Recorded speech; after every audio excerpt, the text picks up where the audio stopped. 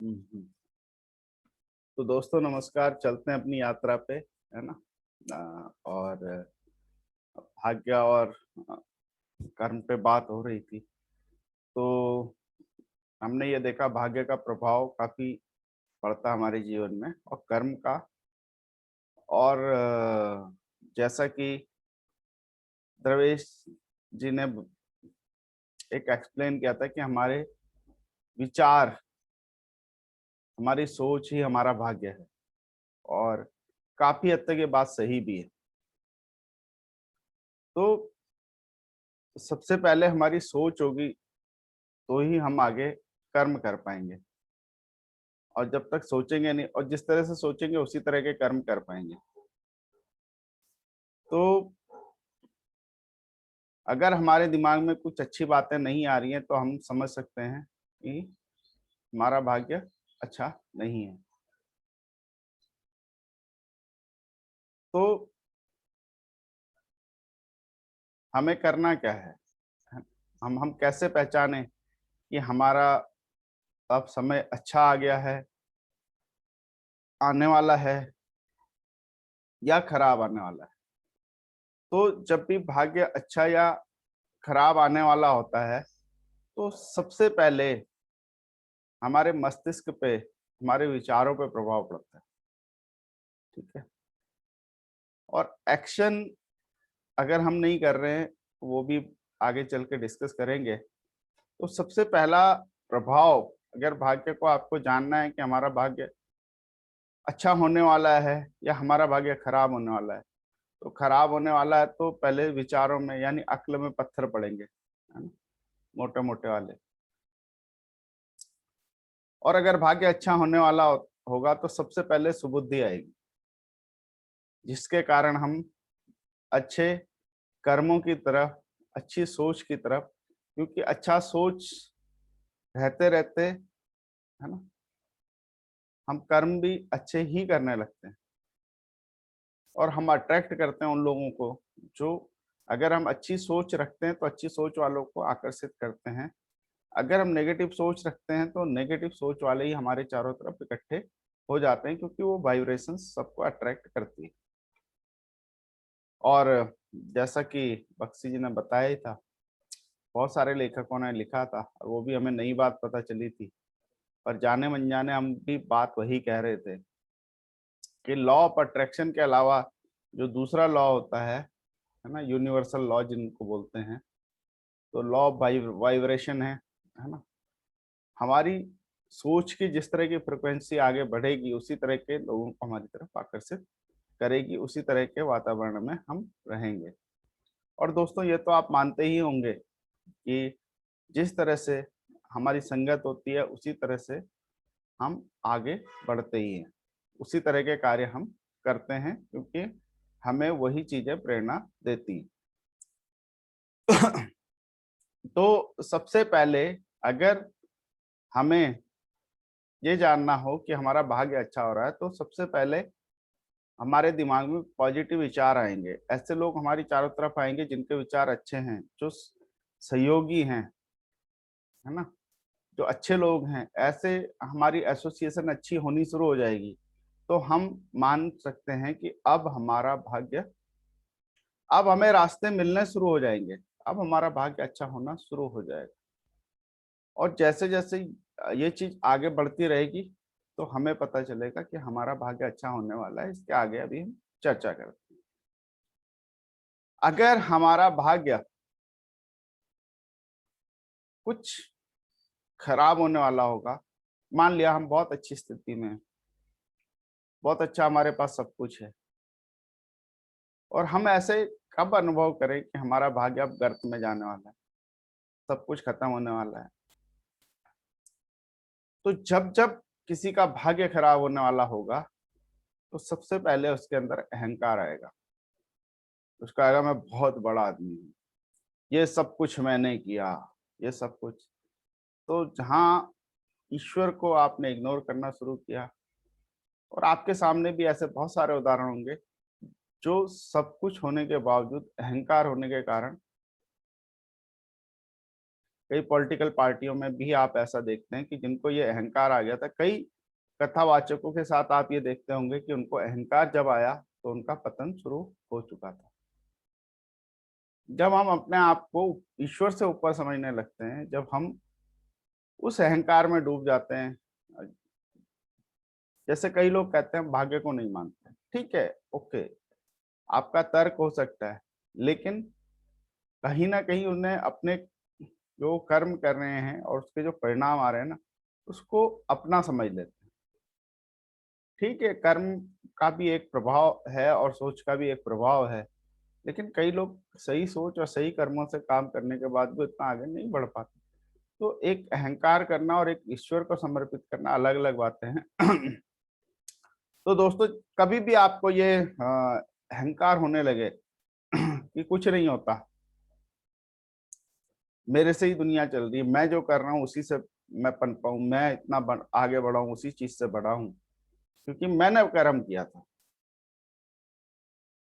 तो उस समय उसके बाद आप देखेंगे कि इंसान का पतन होना शुरू हो चुका है, यानी वो दुर्भाग्य की निशानी उनके जीवन में सर्वप्रथम आ चुकी है।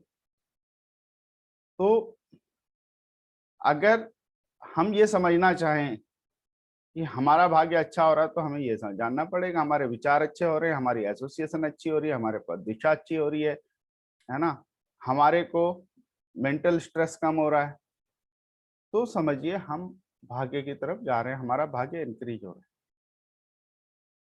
और जैसे ही अहंकार आने लगे तो समझिएगा किसी कोई भी हो, कितना भी बड़ा व्यक्ति हो, कितना भी बड़ा उद्योगपति हो, दुनिया में कोई भी व्यक्ति हो,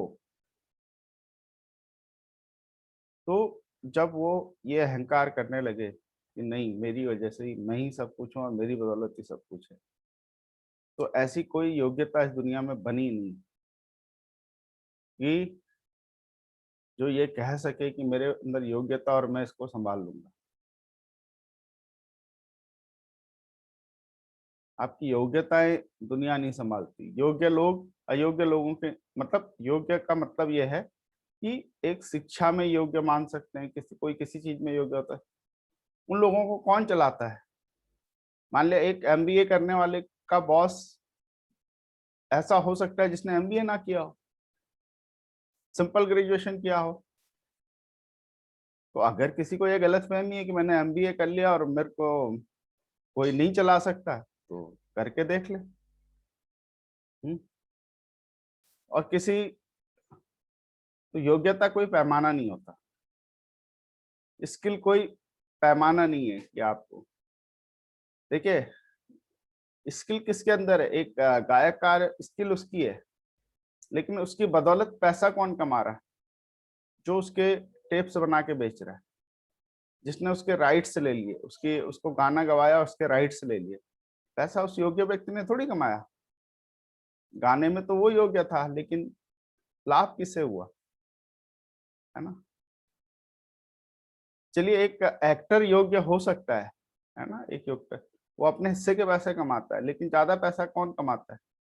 जो निर्देशक, रिस्क भी किसका होता है? जो फाइनेंस फाइनेंस लगाता है पैसे में, जो प्रोड्यूसर होता है, जिसके पास राइट्स होते हैं फिल्म, वो पैसा कमाता है।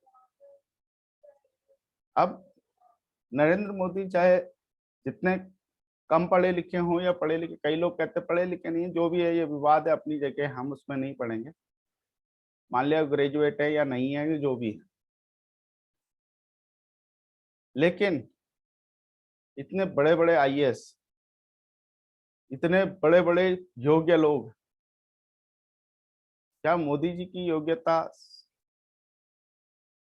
पढ़ाई लिखाई वाली, डिग्री वाली क्या इतनी बड़ी है? इतने योग्य लोग उनके नीचे काम कर रहे हैं, पढ़े लिखे, ब्रिलियंट भी है, समझदार भी है, टैलेंटेड भी है, पर लोगों को चलाने के लिए कुछ और चाहिए, है ना, ड्राइव करने के लिए। बड़े बड़े बिजनेसमैन है, एक डिग्री ले सकते हैं, सारी डिग्री तो नहीं, पर हर बैकग्राउंड के बड़े बड़े लोग उनके यहाँ काम करते हैं।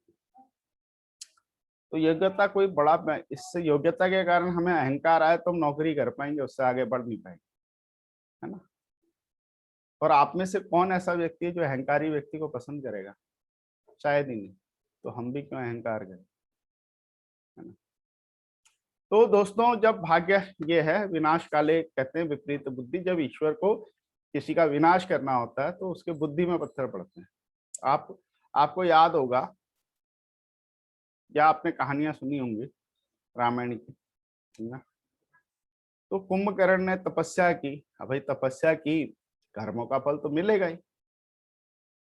भाई उसने तपस्या की और इस दुनिया में जो अत्याचार होते हैं या कोई गलत काम होता है, ऐसा नहीं कि गलत लोग ज्यादा प्रबल है और वो काम, लेकिन वो ज्यादा निष्ठा से करते हैं और अच्छे लोग उतनी निष्ठा से काम अच्छाई के लिए कर नहीं रहे जितने लोग बुरे लोग कर रहे हैं निष्ठा से, है? आपने देखा होगा बुरे लोग ज्यादा निष्ठा से काम करते हैं और यही कलयुग का नियम भी है। तो कुंभकर्ण ने जो तपस्या की, कोई अच्छा आदमी भी कर सकता था जगत कल्याण के लिए, पर उसने तपस्या की क्योंकि वो चाहता था मैं खाना खाते रहूं। ठीक है, और मांगना क्या चाहता था? वो मांगना चाहता था कि मैं 6 महीने तक जगा रहूं, एक दिन सोऊं, है ना? तो ईश्वर ने क्या कहा, भैया ये तो गड़बड़ हो जाएगा, ये तो सबको खा जाएगा, है ना? तो बोले सरस्वती जी को बोला गया, जाओ भैया इसके दिमाग में प्रवेश कर जाओ। तो क्या मांगा ईश्वर से वरदान में कि 6 महीने सोऊं, एक दिन जगूं, तो बच गई सृष्टि। तो ईश्वर ने जब उसको देखा कि ये गलत पर्पज से, गलत उद्देश्य से कोई वरदान मांग रहा है, तो क्या हुआ, बुद्धि में बैठ गया, कर दिया। तो जब भी हमें कुछ दुर्भाग्य की आशंका हो तो समझ लेना चाहिए कि हमें अहंकार आ रहा है। चलिए अहंकार के ऊपर बहुत बात हो गई। अब ये देखिए कि हमें कब पता चले कौन कौन से कर्म ऐसे हैं कि जो हम कह सकते हैं कि यार चलो हमारा दुर्भाग्य सामने आ रहा है।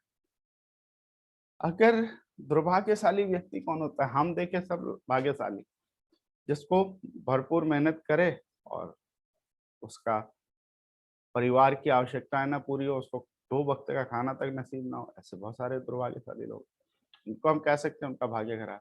लेकिन हम जितने थे ये इस डिजिटल स्क्रीन पे, हम थोड़ी कह सकते हैं हमारा भाग्य खराब, ना तो अच्छा है, क्योंकि रहन खाने को है, पहनने को है, दिमाग है, सब कुछ है ना? और उसको यूज भी कर रहे हैं।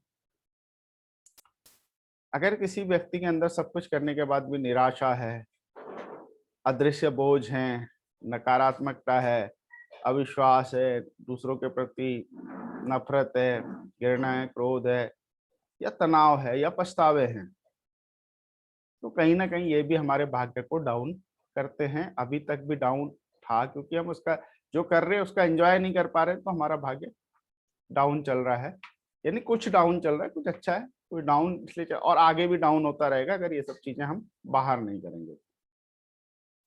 और अगर हम इस तरह से कमाते हैं, तो ये कमाना तो जरूरी है ना, इस दुनिया में जीना है तो कमाना है। अगर किसी दूसरे का अहित होता हो, जाने अनजाने, है ना, उनको दुख होता हो, उनको किसी तरह का उनका हक मरता हो, या उत्पीड़न होता हो, या अदृश्य कई सारे ऐसे कारण हैं जो दूसरे लोगों को प्रभावित कर सकते हैं बुरे में, तो वो भी आप अपना दुर्भाग्य को, उस समय हो सकता है आपके पास पैसा आए पर सुकून तो नहीं आएगा, है ना? भाग्य बेसिकली सुकून ही है। तो वो एक चीज है। और अगर हम कुछ ड्रग्स बेच के कमा रहे हैं, अभी कमाना सबको है, हम ये कहेंगे भैया रोजी रोटी तो सबको करनी है ना? तो अगर हम में नशा बेच के कमाना पड़ रहा है, ब्याज का काम करके कमाना पड़ रहा है, कुछ ऐसे काम जिसमें कष्ट होता है जैसे अंत्येष्टि वगैरह का काम, नशे का काम, नकली दवाइयों का काम, तो जिससे लोगों का जाने अनजाने नुकसान है, इस तरह से कमा रहे हैं, तो हम भाग्यशाली नहीं है। हम अपना दुर्भाग्य को बटोर रहे हैं, जो आज नहीं तो कल हमारे जीवन में जरूर आएगा, जरूर आएगा।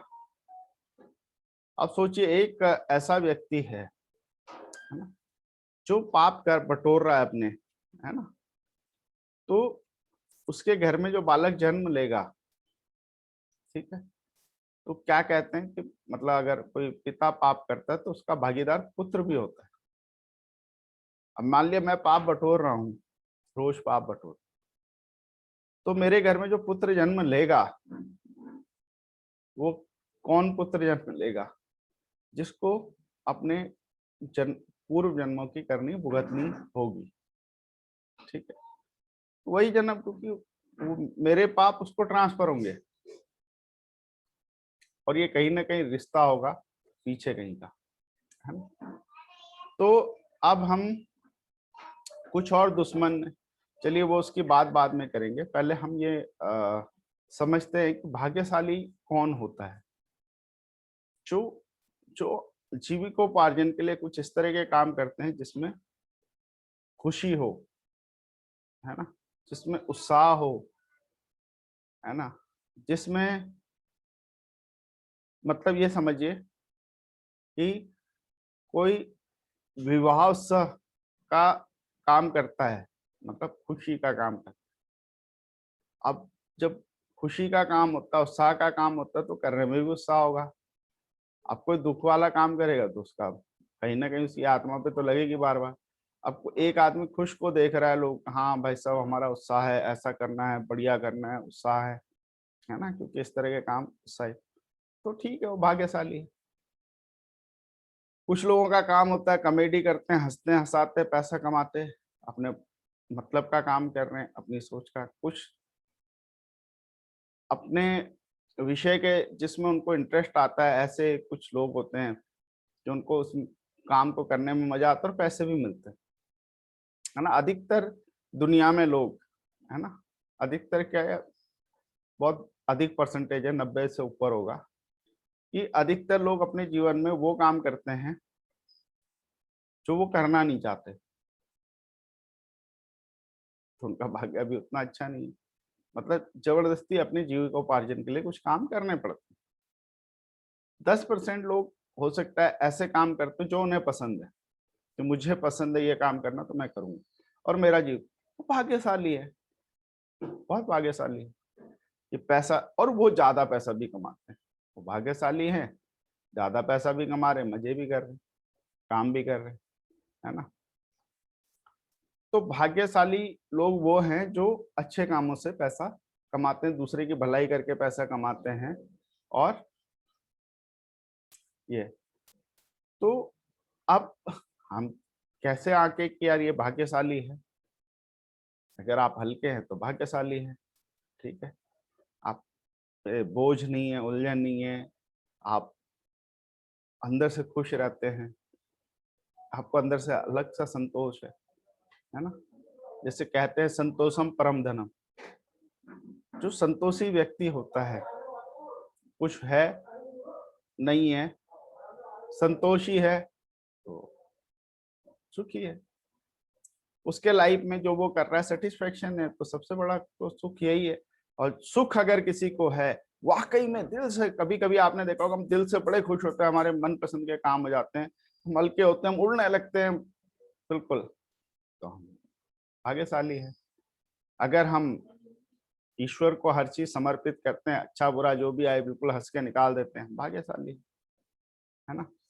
हम सहज है, अपने जो जीवन जी रहे हैं उसमें एकदम सहजता है हमारे, हमें किसी के कहने से कोई फर्क नहीं पड़ता, और ना किसी के दूसरे के अंडर कंट्रोल हमारी जिंदगी नहीं चल रही, परिस्थितियों के अंडर कंट्रोल हमारी जिंदगी जैसा हम चाह रहे हैं वैसे चल रही, तो हम भाग्यशाली, और यही हमें इस लक्ष्य पे पहुंचना होगा।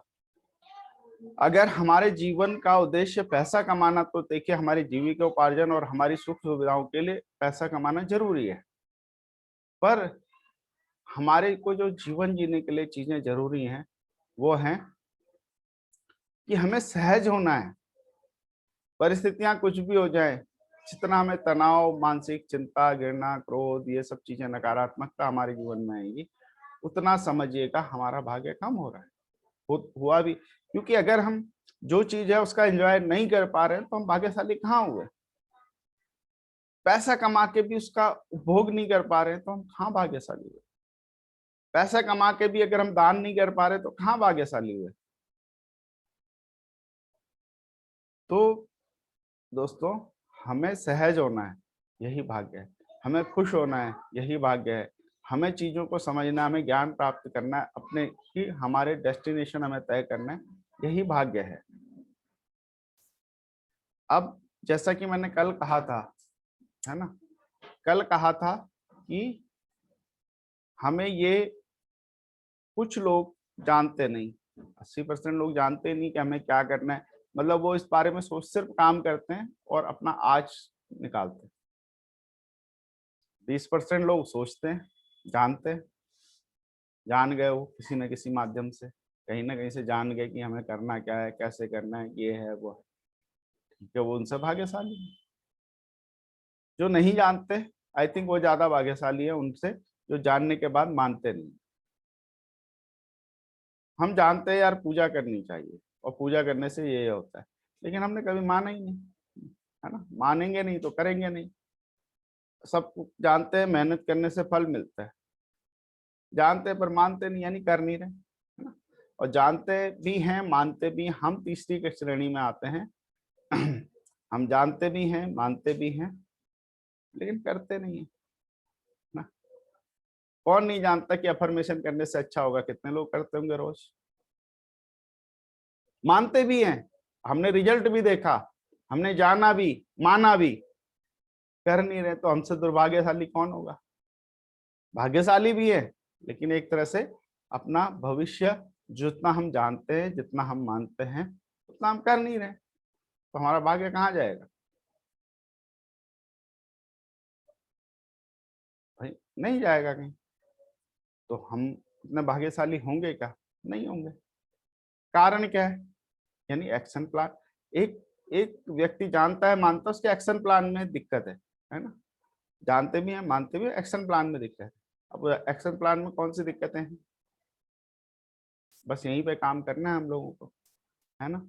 तो जैसे बताए थे कल, कुछ शत्रु होते हैं, है ना, आलस हो गया, टाल मटोल हो गया, है ना, भ्रम हो गया।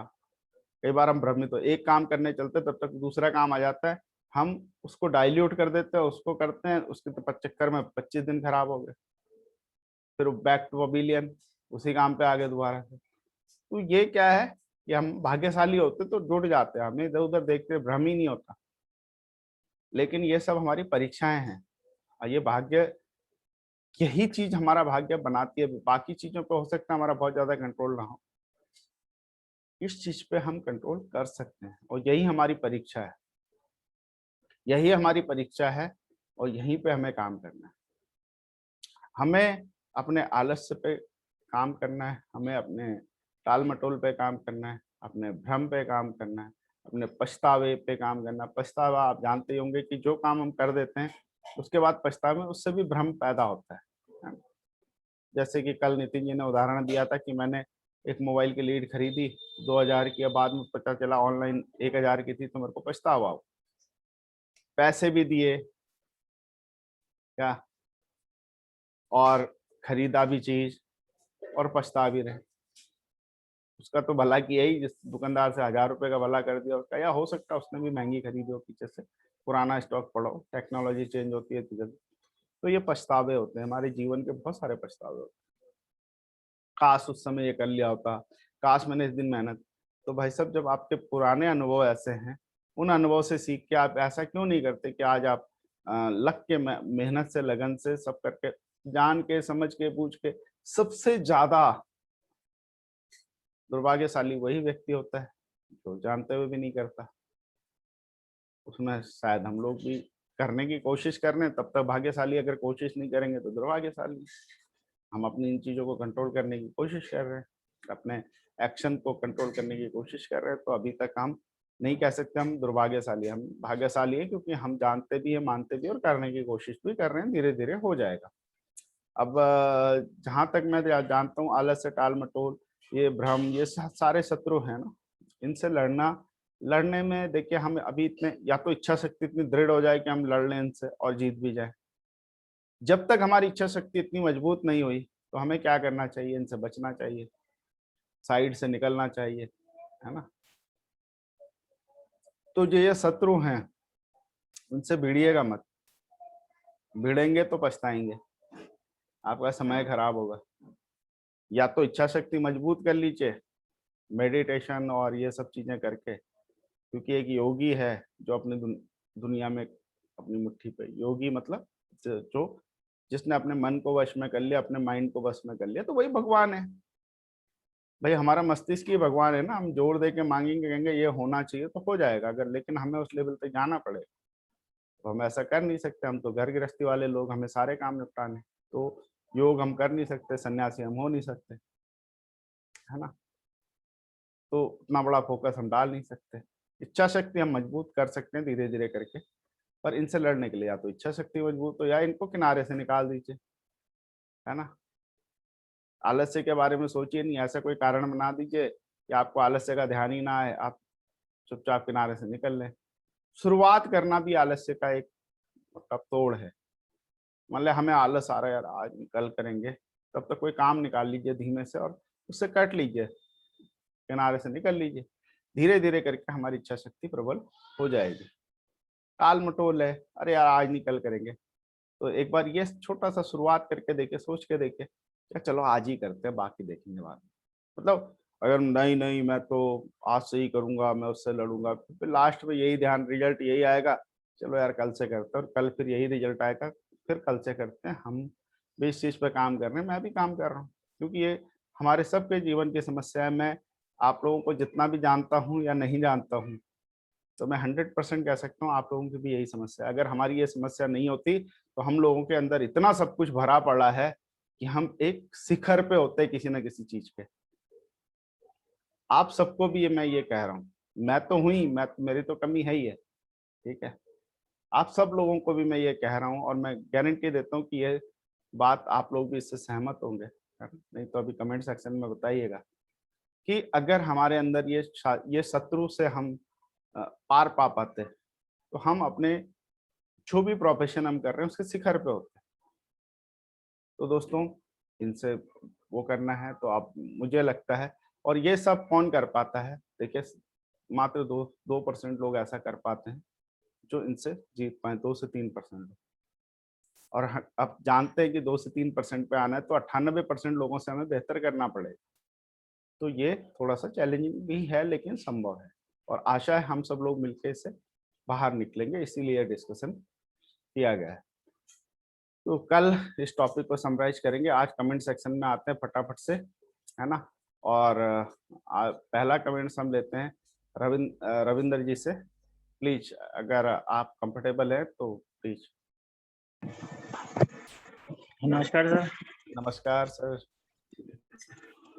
सर, जैसे भाग्य का टॉपिक चल रहा है और जो है कर्म का, काफी कुछ सीखने को इससे मिल रहा है हमें, और हम इसको अप्लाई भी कर रहे हैं अपनी लाइफ में ना। जी जी। मतलब मैं तो स्पेशली अप्लाई करने लग गया हूँ पिछले कुछ दिनों से। जैसे कि सुबह में कभी नहीं उठता था, अब मैं उठने लग गया हूँ। तो इस तरह की चीजें अब धीरे धीरे घटित होने लग गई है मेरी लाइफ में। और जैसे आपने बोला आलस्य, आलस्य तो बुरा होता ही है। अब मैं धीरे धीरे इससे कन्नी काटने लग गया हूँ, मतलब ना कोशिश कर रहा हूँ कि आलस्य दूर करूँ अपना ना। बिल्कुल। Thank you. तो रविंदर जी, अभी आपको महसूस कैसा हो रहा है कि जब ये सब आप करना शुरू किया है, तो आपको मतलब फीलिंग कैसी आ रही है? मुझे बहुत अच्छा लग रहा है, मतलब ऐसा लग रहा है थोड़ी नई एनर्जी सी आ रही है जैसे ना। तो सर, नई। यकीन मानिए, जो ये आपको ये एनर्जी आ रही, जो आपको अच्छा महसूस हो रहा है, हल्का महसूस हो रहा है, यही भाग्य है, और इसको बढ़ाते रहिए प्लीज, मेरी रिक्वेस्ट भी रहेगी आपसे, है ना। Thank you, thank you. जी जी जी। अब हम चलते हैं फटाक से नितिन जी के पास। नितिन जी।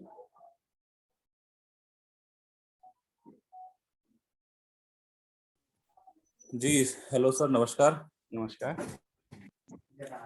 सर बहुत ही बढ़िया है, मतलब अब आपने आज वो क्लियर कर दिया कि हम कैसे अपने भाग्य को सही कर सकते हैं, तो ये जानना बहुत जरूरी था। तो इस बस सार यही है, समरी यही है कि छोटी छोटी एक्टिविटीज जो आपने बोली हैं वो अगर होती चली जाएंगी तो हमारा जो भाग्य है वो रियली में जैसा, मतलब भाग्यशाली हम अपने आप को कह सकते हैं कि हाँ हम भाग्यशाली हैं, दुर्भाग्यशाली नहीं है, क्योंकि हम करते ही नहीं है कुछ भी, बस आलस करते हैं। हमें इन सब चीजों से बस क्या, अभी रविंद्र जी ने कहा, करनी काटनी है इन सब चीजों से। जो आपने शत्रु तो हमें कल लिखवाए थे, वो सारे शत्रुओं से हमें करनी काटनी है, और उनसे हमें थोड़ा सा इग्नोर करना है, और फिर देखो हमारा भाग्य किस तरीके से चेंज होता है। तो बस अब करने की देर है सर, अब एक्शन चाहिए। अब समझ तो लिया है, बट अब एक्शन करना है, और एक्शन करेंगे तो रिजल्ट बिल्कुल सामने आएगा सर। थैंक यू बिल्कुल सर। बिल्कुल सर, कल एक्शन प्लान पे भी बात करेंगे। तो बिल्कुल अपने भाग्य, जैसे कर्म हम मुट्ठी में, हम जो चाहते हैं वही कर्म करते हैं, ऐसे भाग्य को भी मुट्ठी में करना है। पंकज कुमार जी।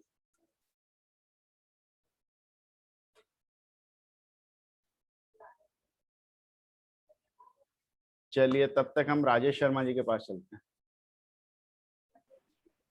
नमस्कार सर, आपने जो ये भाग्य और कर्म की बात कही बिल्कुल सही है सब कुछ। जो मुझे लगता है ना इसमें यह है कि ये सारा खेल कंफर्ट जोन का है।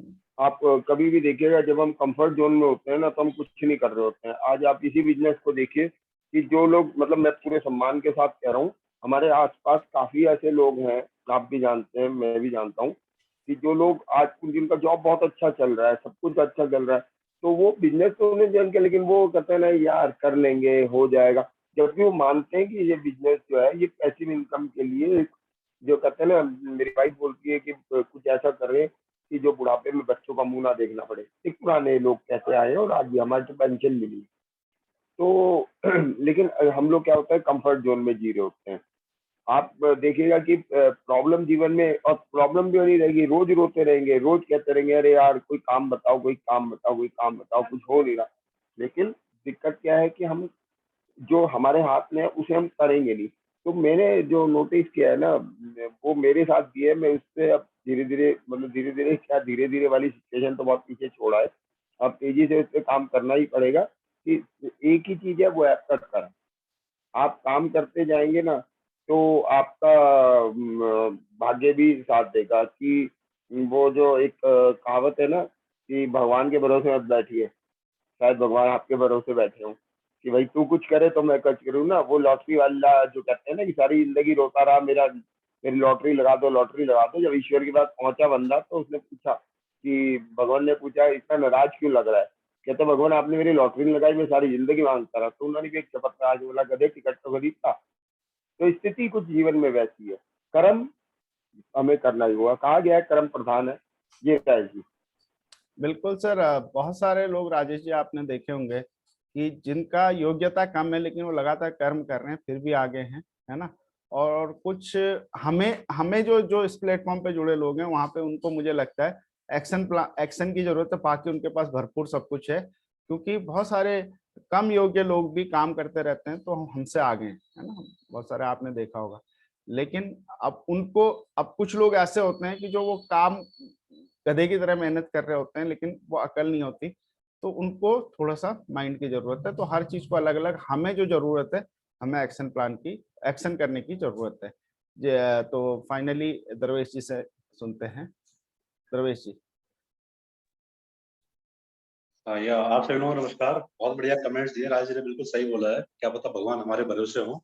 और उसके पीछे लॉजिक यही है, ये सब बोलने के पीछे कि भगवान हमेशा जिसको भी देगा योग्य व्यक्ति को ही देगा। अगर हम लोग योग्य बन जाते हैं, और योग्य बनने का भी रास्ता भगवान बताता है, कोई ऐसा नहीं कि मतलब जैसे टीचर होते हैं तो टीचर का काम क्या होता है, 100 बच्चे क्लास के अंदर है तो किसी एक फास्ट निकालने वाले बच्चे को कहीं स्पेशल उसमें काम नहीं कर रहे होते हैं। वो सबको सेम पढ़ाई हो रही होती है, लेकिन जो लड़का क्लास में फर्स्ट आता है, टॉप करता है, वो थोड़ा सा उसमें अटेंशन देता है उनकी बातों पे, उन पे चलना स्टार्ट करता है। वो उसको होमवर्क प्रॉपर ध्यान देगा, सेल्फ स्टडी पे ध्यान देगा, तो एक दिन वो क्लास में टॉप कर जाता है। सेम स्टडी वही हमारे साथ भी होता है। हमें भगवान कहीं ना कहीं रास्ता, किसी न किसी माध्यम से हमें रास्ता दिखाता रहता है, लेकिन हम लोग उसमें चलते नहीं है, तो योग्य नहीं बन पाते हैं। योग्य नहीं बन पाते हैं तो हमें वो चीजें मिलते नहीं है। जिसका मतलब भाग्य हमारे कंट्रोल में था, लेकिन हम उसको खुद ही उसको क्या ठुकरा देते हैं। और नॉर्मली देखा जाए तो ये सारा जो भाग्य को अगर हम एक दूसरे तरीके से देखें, आपने बिल्कुल शुरुआत में बहुत अच्छा बोला है कि जो हमारा वे ऑफ थिंकिंग है, कहीं ना कहीं वो भी भाग्य से कनेक्टेड है। कई लोग देखो जंगल में जाते हैं मौज मस्ती करने के लिए, शांति की खोज में जाते हैं, बिल्कुल आनंद आएगा, मजा आ गया जी, 2 महीने रहे हम लोग जंगलों में, बहुत मजा आया। लेकिन वही कुछ लोग जो जंगलों में ऑलरेडी रहते हैं, वो अपने भाग्य को खोजते रहते हैं कि यार काश हम शहरों में होते। उनको वो शहरों की बीमारियां, वो टेंशन, स्ट्रेस, वो समझ में नहीं आती है। उनको अपना वो शांत वगैरह वो जो उनके पास है वो उनको दिखता नहीं है।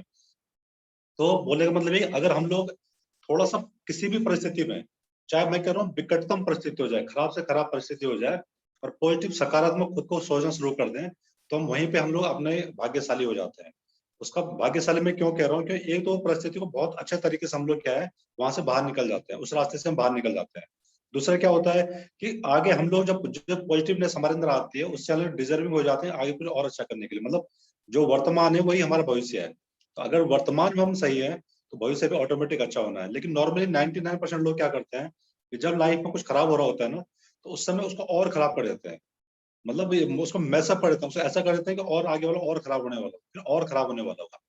अब उसके बाद में जो हम लोग देखते हैं कि दुनिया का जो प्रकृति चल रही है ना, प्रकृति हमेशा आप देखो हमेशा एक एक्सलेंस की तरफ चल रही है। हर भगवान चाहता है कि इस दुनिया में हर पैदा हुआ इंसान एक दिन बड़ा बने, उसके अंदर सारी सुविधाएं उसके पास हो, क्योंकि भगवान के बच्चे सब लोग हैं। प्रकृति को आप देखो, जो भी पेड़ बुढ़ा होता है वो फिर टूट के फिर नया पेड़ बनता है। मतलब प्रकृति अपने आप अपने को सुंदर बनाती है, कभी बाढ़ के माध्यम से, कभी किसी माध्यम से। लेकिन प्रकृति का मतलब हर चीज का जो जीवन है दुनिया में वो एक एक्सेलेंस की तरफ है। लेकिन क्या होता है जब हम लोग डिप्रेशन में होते हैं, जब हम लोग परिस्थितियों में, मतलब एक तो ये पता नहीं है कि हम लोगों ने बुरे काम किए हैं उसकी वजह से हमें ये फल मिला है, ठीक है, वो एक्सेप्ट नहीं कर पाते हैं, तो और नेगेटिव सोचते हैं। जब और नेगेटिव हम सोच रहे होते हैं तो चीजें और वर्स्ट हो रही होती हैं। और वो जब वो कहाँ तक वर्स्ट होती हैं, फिर जो बख्शी जी ने दूसरा नियम बताया था, एक नियम क्या होता है अपने को चेंज करने का, कि हम सेल्फ टॉक करके और या अपने को पॉजिटिव करके, जो एक्स वाई का उन्होंने एग्जांपल दिया था कि अपने सबकॉन्शियस माइंड अपने ड्रीम को भर दे, मतलब सकारात्मक हो जाए। तो अगर नहीं कर पाते हैं कोई ना, फिर उसका फिर दूसरा नियम उस पर काम करता है। दूसरा नियम क्या काम करता है, उसका हादसा हो जाता है। ऐसा हादसा हो जाएगा कि बंदे को मजबूरन उसको क्या है, उसको चेंज करना पड़ेगा, और वो फिर क्या है उसकी ऐसी मजबूरी बन जाती है कि फिर उसकी तरफ उसको क्या है प्रोग्रेस तब जाता है। ऐसे बहुत सारे लोग होते हैं दुनिया में जिन्होंने कहते हैं मेरे साथ ये हादसा हो गया, उसके बाद ये हो गया। लेकिन उस हादसा वो नहीं होना चाहिए किसी साथ में। बख्शी ने उनके टॉक का सार ये थी, जो दूसरा वाला तरीका है, प्रकृति को आप वहां तक मत चले जाओ कि प्रकृति को वो आपके साथ वो कानून अपनाना पड़े। आपको देखो कहीं ना कहीं अगर कोई आदमी मतलब एक तरह से डिप्रेशन में जा रहा है ना, तो एक बोझ है वो, भगवान के लिए चिंता का विषय है कि इसको कैसे ठीक करूं, कैसे ठीक करूं।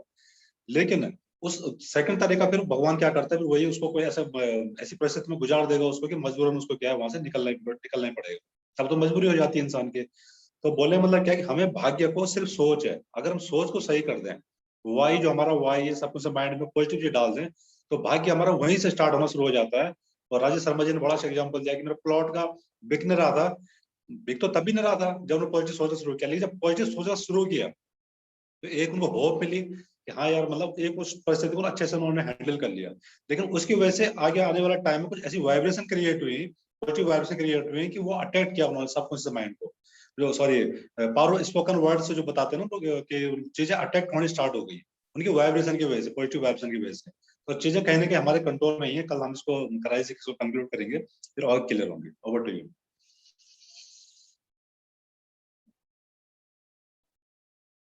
बिल्कुल सर, मेरे हिसाब से ये जर्नी बहुत अच्छी रही और भाग्य इसी को कहते हैं कि पहले 10-15 लोग तक जुड़ रहे थे, लेकिन अब 5-7 लोग ही जुड़ते हैं।